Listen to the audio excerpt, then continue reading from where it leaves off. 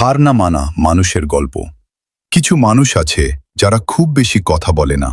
তারা চুপচাপ থাকে কারণ তারা জানে সবাই তাদের গল্প বুঝবে না। তাদের চোখে ক্লান্তি থাকে কিন্তু তারা কাউকে তা দেখায় না, কারণ তারা শিখে গেছে এই পৃথিবীতে নিজের যুদ্ধ নিজেকেই লড়তে হয়। কখনো কখনো মনে হয় সবকিছু ছেড়ে দিই, সব স্বপ্ন, সব আশা, সবকিছু থামিয়ে দিই। কিন্তু ঠিক তখনই ভেতর থেকে একটা কণ্ঠ বলে, এখন থামলে চলবে না, তোমাকে আরো অনেক দূর যেতে হবে। জীবনে অনেক মানুষ আসবে, অনেকেই বলবে তুমি পারবে না, কিন্তু মনে রাখো, মানুষের কথায় নয়, নিজের বিশ্বাসেই মানুষ বড় হয়।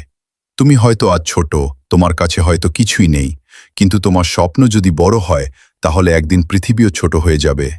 কষ্ট তোমাকে ভাঙতে আসেনি, কষ্ট এসেছে তোমাকে শক্ত করতে, কারণ সহজ জীবন কখনো শক্ত মানুষ তৈরি করে না।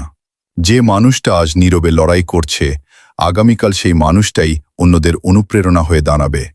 তাই যদি আজ তোমার জীবন কঠিন হয়, তাহলে ভয় পেও না, কারণ কঠিন সময় সবচেয়ে শক্ত মানুষ তৈরি করে। একদিন তুমি সফল হবে, আর সেই দিন তুমি বুঝবে এই সব কষ্টই তোমাকে এখানে পৌঁছে দিয়েছে। তাই আজ থেকে একটা কথা মনে রাখো, থেমে যেও না।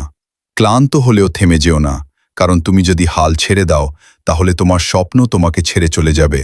আর তুমি যদি লড়াই চালিয়ে যাও, তাহলে একদিন পুরো পৃথিবী তোমার গল্প শুনবে।